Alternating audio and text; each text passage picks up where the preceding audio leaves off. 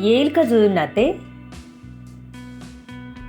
ती अजूनही मॉलिश करत होती आणि आदित्य भावनांनी अस्वस्थ झाला होता. त्या दिव्याच्या हाताचा स्पर्श. इथून पुढे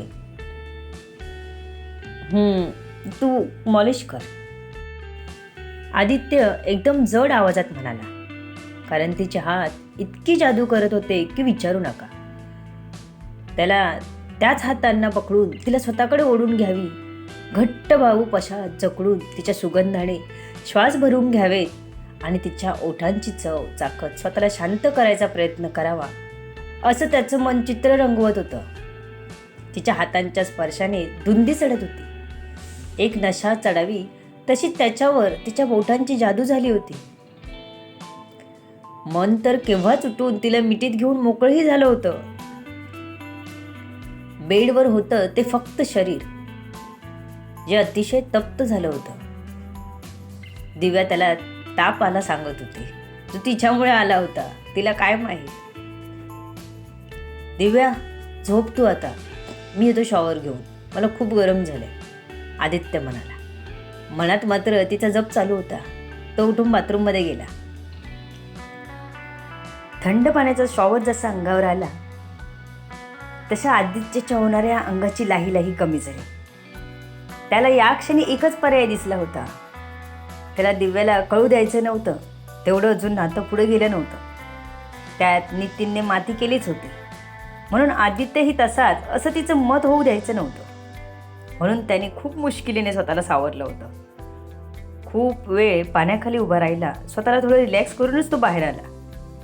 बघितलं तर दिव्या भिंतीकडे झोपली होती आणि मध्येच उशा ठेवल्या होत्या. किती विश्वासाने झोपली होती.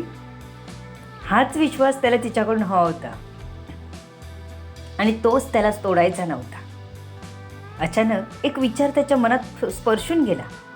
आपण तिच्याशी लग्नच केलं तर तिला आपल्यापासून असुरक्षित वाटणार नाही, कारण लग्न मुलांपेक्षा जास्त मुलींना सुरक्षित वाटतं. ती हक्काने आपली असेल. तिला किस करतानाही विचार करावा लागणार नाही. छान आदित्य, असं म्हणत स्वतःशीच पाठ थोपटवत तो तिच्या बाजूला आडवा झाला. पण उषा कुठेतरी फेकून द्याव्यात आणि तिला जवळ घेऊन झोपून जावं असं वाटत होतं मनात.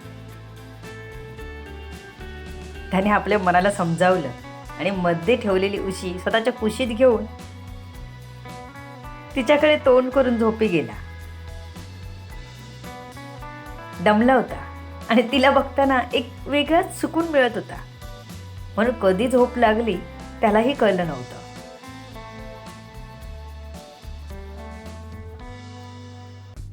इकडे जेव्हा नीता त्या माणसाला खुर्चीला बांधून ठेवून तिथून निघून गेल्या, त्यानंतर थोड्याच वेळात त्याचा पंटर शोधत तिथे पोहोचला.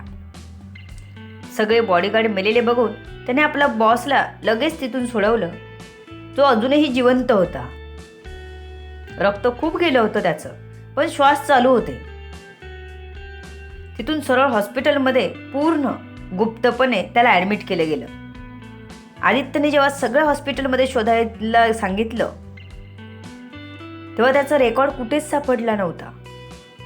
एवढी त्याची गुप्तता पाळली गेली होती.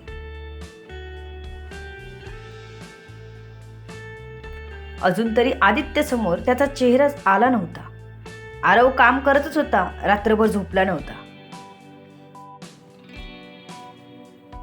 सकाळी जेव्हा त्याला मोबाईल वाजल्यावर जाग आली तेव्हा त्याने कॉल रिसीव्ह केला. आरवचा कॉल होता. इकडे मिताली 1:30च्या सुमारास झोप न लागल्यामुळे उठून बेडरूममधून हळूच बाहेर आली. शिवला झोप लागली का हे बघायची तिला लयच हौस. ती दबके पावले टाकत हळूहळू चालत होती. हातात मोबाईल टॉर्च होता. बाहेर आल्यावर तिला हॉलमध्ये मंद लाईट दिसली. पहिल्यापासून अंधार करून झोपायची सवय होती, त्यामुळे मंद लाईट लावायची गरजच पडली नाही कधी. तिचे डोळे आता हळूहळू त्या लाईटला स्थिरावले होते. ती हळूच शिवला बघायला जाणार की तिचा किंचितसा धक्का टेबलला लागला. अगदी जर असं टेबल हललं, पण एकदम हलकी झोप असलेल्या शिवला लगेच जाग आली.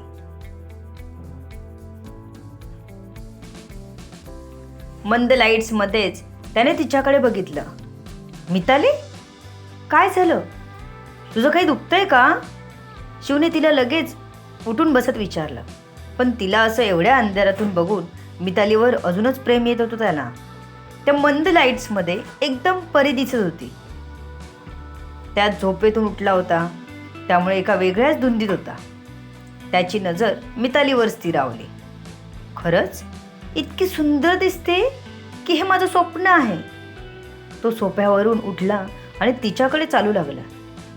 जसजशी त्याची पावलं तिच्याकडे येण्यासाठी पडत होती, मिताली तिथेच थिजली होती. तोंडातून आवाज बाहेर पडेना की जमिनीवरून पाऊल हालेना. शिवने तिच्या गालावर हात ठेवला तेव्हा घाबरून थंडगार पडली होती ती. शिवला प्रतिकार करायलाही तिचा हातही उचलत नव्हता आणि त्याचा गालावरचा हात तिथेच रेंगाळला होता. आय लव्ह यू मिताली, माझी मितू. शिव पुटपुटला. तो भास समजत होता. ती गार लागली म्हणून त्याला वाटलं नक्कीच आपलं हे स्वप्न आहे. कारण माणूस गरम असतो नेहमी, हे त्याच्या डोक्यात होतं. त्याला वाटलं नव्हतं ती उठून बाहेर येईल, खरी खरी आहे. पण त्याचं ते कन्फेशन ऐकून मात्र ती शहारली. तशी किंचित थरथर झाली अंगाची. विजेचा झटका लागावा तसा शिव मागे झाला. धावत जाऊन त्याने लाईट लावली. मिताली? शिवने लाईट लावल्यावर तो ओरडलाच. मितालीला अजूनही बोलायला काहीच सुचत नव्हतं. मिताली, मिताली, मला वाटलं मला स्वप्न पडलं की काय, तू स्वप्नात दिसत आहेस की काय, म्हणून तुला हात लावला मी. तू बोलत नव्हतीस मी आवाज दिला तरी. शिव घाबरून म्हणाला. कारण आधीच ती त्याला जायला सांगत होती. त्यात तो असा काही वागला तर गैरसमज व्हायला किती वेळ. मिताली काहीच बोलली नाही.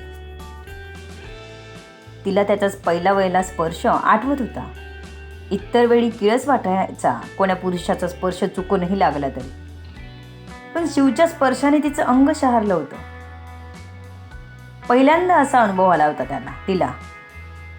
ती स्वतःबद्दल चकित झाली होती, कारण त्याच्या स्पर्शाला तिच्या शरीराने पॉझिटिव्ह रिस्पॉन्स दिला होता. मनही टुनटुन उड्या मारू लागलं होतं. मिताली, बोल काहीतरी. काय झालं? तू का आली होतीस? घाबरलीस का? तुला स्वप्नात चालायची सवय आहे का? शिवने तिच्या पुन्हा जवळ येत विचारलं, पण अंतर ठेवून. नाही, असं तिने मान हलवूनच सांगितलं. मग काय हवंय तुला? तू मला बघायला आलीस का? शिवला वाटलं आता नक्की तिचा इरादा काय आहे. त्यालाही कळत नव्हतं. त्याने तिच्यावर प्रेमाचा वर्षाव करावा असं काही मत नाही ना तिचं. म्हणून त्याने काय हवंय तुला असं विचारलं होतं तिला. कारण त्याने तिच्या गालाला स्पर्श केल्यावर तिने काहीच प्रतिकार केला नव्हता. पण तिच्याकडून ऐकल्याशिवाय तो एकही पाऊल पुढे जाणार नव्हता.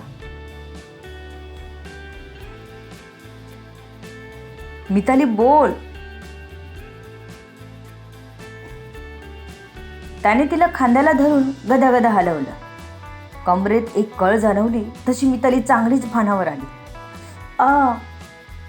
एक दुसरा आवाज तिच्या तोंडून निघाला. मिताली, बोल. काय झालं? शिव म्हणाला तसं मितालीला बोलायला येऊ लागलं. शिव, मी फक्त तुम्ही झोपला की नाही हे बघायला आली होती. पण माझा टेबलला चुकून धक्का लागला. त्याने तुम्हाला लगेच जाग आली.